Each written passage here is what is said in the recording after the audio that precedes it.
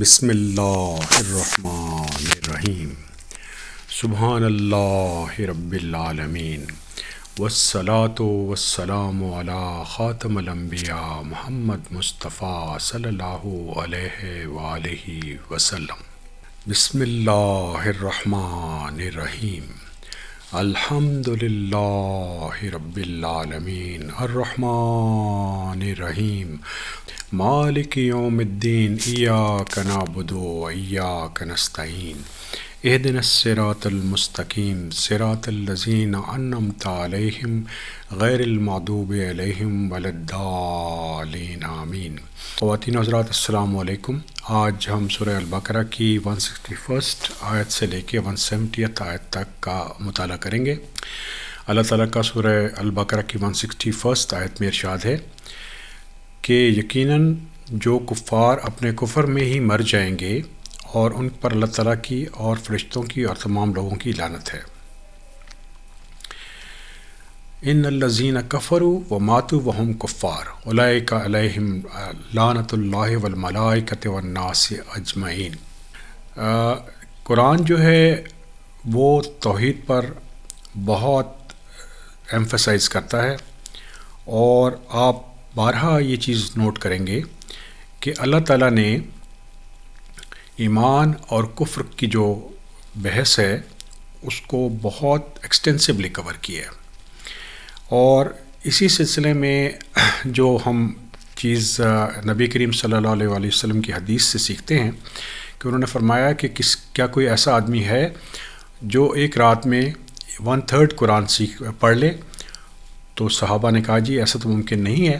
تو اس کے جواب میں نبی کریم صلی اللہ علیہ وآلہ وسلم نے سورہ اخلاص پڑھی، قل هو اللہ احد اللہ الصمد لم یلد ولم یولد ولم یکن لہ کفوا احد، اور فرمایا کہ یہ 1/3 قرآن کے برابر ہے۔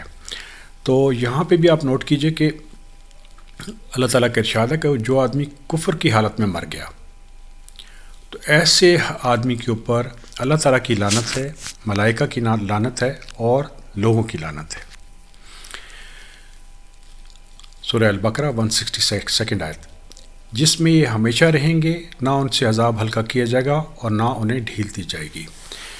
تو جو بیسک پرنسپل ہے قرآن کا، جو قرآن بار بار سٹریس کرتا ہے کہ جو کفر کی حالت میں مرے گا وہ اس پر ایک عذاب نازل ہوگا، اللہ تعالیٰ کی لعنت نازل ہوگی، اور وہ اس میں ہمیشہ رہے گا، نہ تو اس کا عذاب کم ہوگا نہ اس کی کوئی مدد کرے گا۔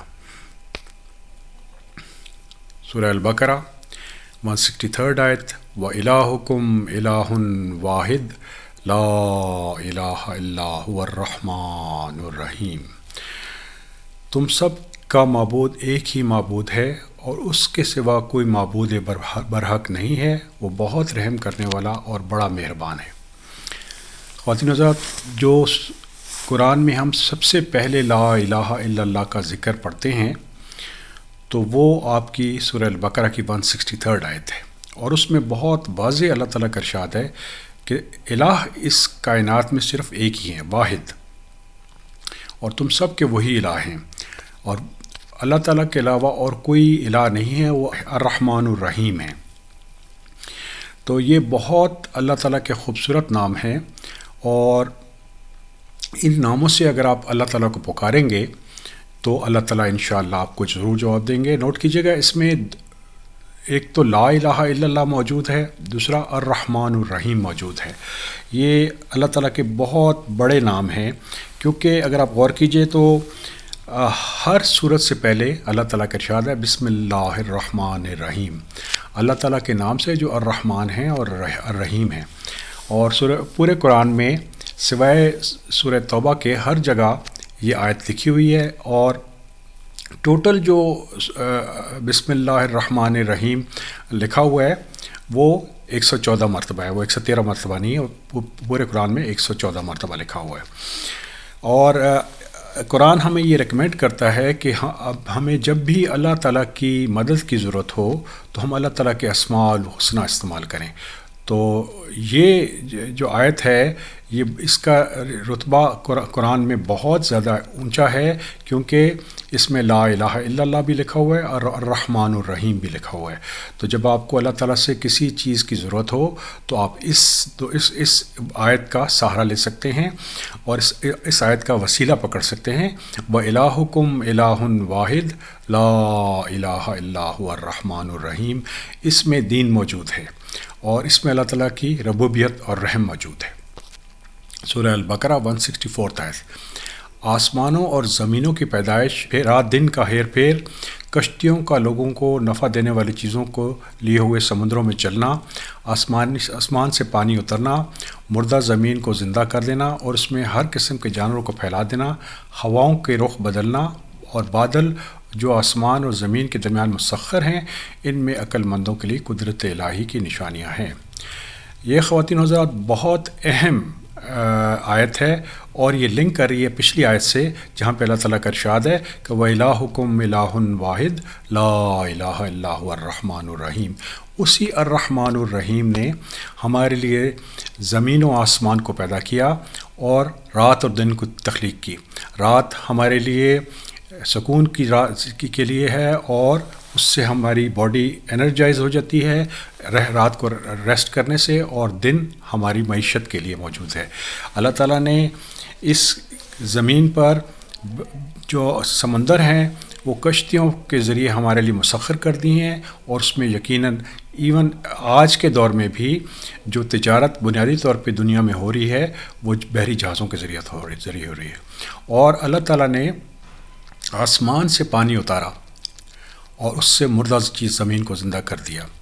تو یہ خواتین و حضرات بینات الہدا میں سے ایک آیت ہے اللہ تعالیٰ کی، اور جو تفکر کرے گا جو آدمی اس آیت پر تفکر کرے گا اسے یقین ہو جائے گا کہ وَإِلَٰهُكُمْ إِلَٰهٌ وَاحِدٌ لَا الہ الا هو الرحمن الرحیم۔ تو اللہ تعالیٰ نے زمین کو زندہ کر دیا اس کے موت کے بعد پانی سے، اور اس میں ہر طرح کے جانور کو پھیلا دیا اور جو بادل ہیں ان کو مسخر کر دیا آسمان اور زمین کے درمیان۔ یہی وہ آیت ہے جس میں عقل مندوں کے لیے نشانیاں ہیں۔ تو جیسے میں نے عرض کیا تھا پہلے کہ اس کائنات میں قرآن میں اللہ تعالیٰ نے ہدایت دی ہے، بینات الہدا دی ہیں اور فرقان دی ہے۔ تو یہ بینات الہدا میں سے ایک آیت ہے، اور جتنا آپ اس پہ غور کریں گے اتنا ہی آپ کو یقین آتا چلا جائے گا کہ وَإِلَٰهُكُمْ إِلَٰهٌ وَاحِدٌ لَا الہ الا هو الرحمن الرحیم۔ سورہ البقرہ 165۔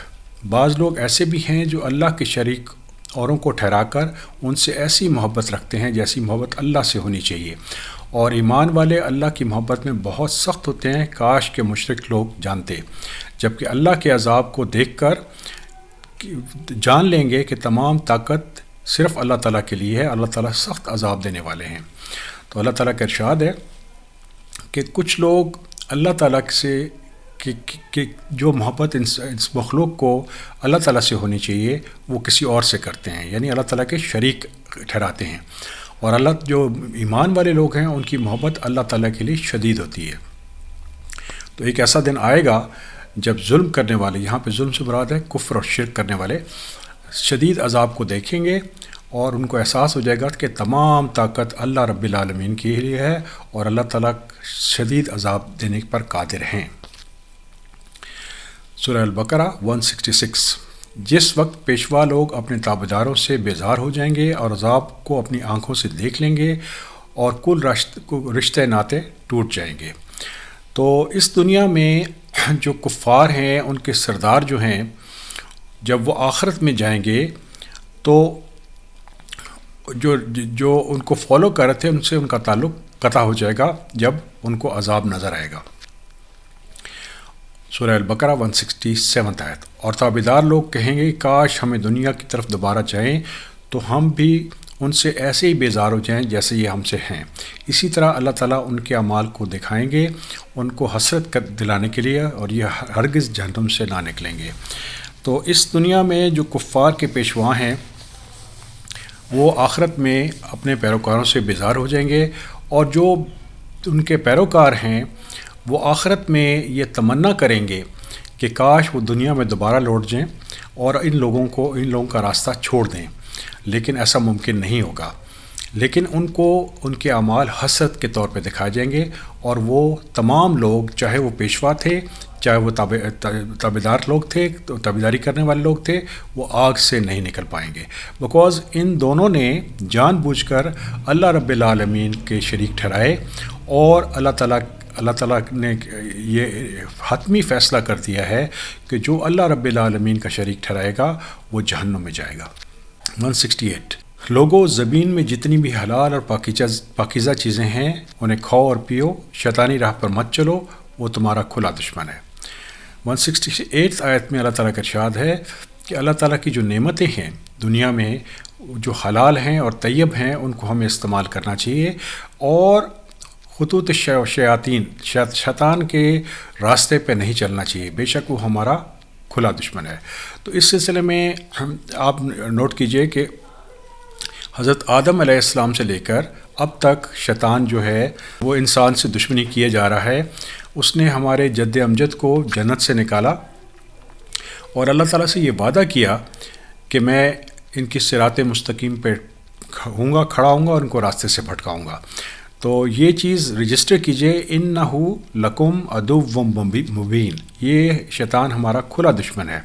اور سورہ یاسین بھی جب ہم پڑھیں گے تو وہاں پہ بھی ہمیں پتہ چلے گا کہ شیطان جو ہے انسان کا کھلا دشمن ہے۔ جو آدمی شیطان کو اپنا دوست بنائے گا وہ یقیناً تباہی کی طرف چلا جائے گا، کیونکہ شیطان جو ہے انسان کے ایمان پر حملہ آور ہوتا ہے، اس کا ایمان سے بھٹکا دیتا ہے۔ اگر وہ ایمان پہ قائم ہو تو اس کو گناہوں کی طرف لگاتا ہے، اگر وہ گناہوں سے بھی بچنے کی کوشش کرے تو وہ اس کو بڑی نیکیوں سے روک دیتا ہے۔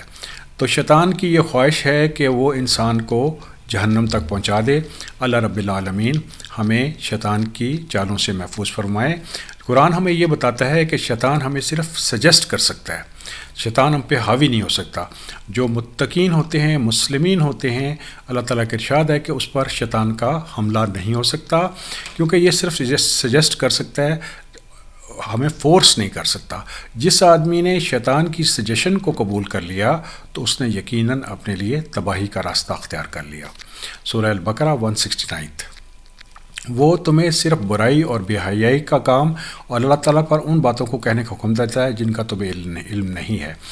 تو شیطان کے اب یہ نوٹ کیجئے کہ شیطان کی پلان آف ایکشن کیا ہے، برائی کی طرف لے کے جاتا ہے، فحاشی کی طرف لے کے جاتا ہے، اور اللہ تعالیٰ کے بارے میں ایسی باتیں کہتا ہے کہلواتا ہے جس کا ہمیں علم نہیں ہے۔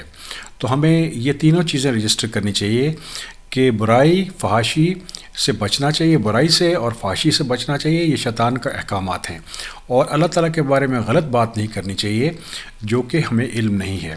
یاد رکھیے کہ اللہ تعالیٰ نے قرآن ہمیں اس لیے نازل کیا ہے کہ ہمیں بتائیں کہ اللہ تعالیٰ کا کیا ارشاد ہے۔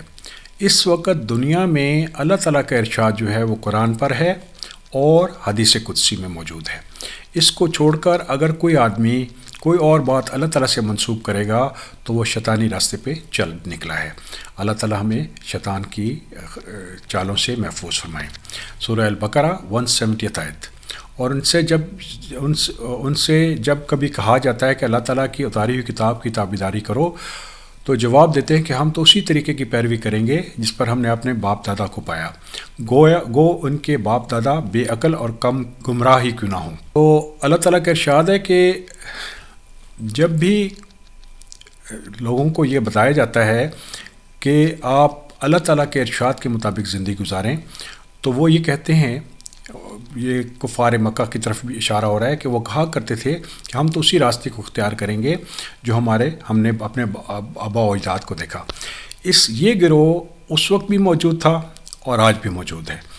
ہونا یہ چاہیے کہ ہمیں اس ہدایت کو فالو کرنا چاہیے جو اللہ رب العالمین نے اتاری ہے، کیونکہ جو آبا و اجداد کرتے رہے ہیں ہو سکتا ہو کہ آبا و اجداد سیدھے راستے پہ نہ ہوں۔ سیدھا راستہ اللہ تعالیٰ نے بہت واضح کر دیا ہے اور وہ وضاحت اللہ تعالیٰ کے کتاب میں موجود ہے۔ جو بھی آدمی اللہ تعالیٰ کے ارشاد کے مطابق زندگی گزارے گا وہ صراط مستقیم کی طرف چلا جائے گا، اور جو صرف کنجیکچر کی طرف جائے گا وہ یقیناً راہ سے بھٹک جائے گا۔ اللہ رب العالمین سے دعا ہے کہ اللہ تعالی ہمیں سیدھا راستہ عطا فرمائے اور ہم پر رحم فرمائے۔ الحمدللہ رب العالمین۔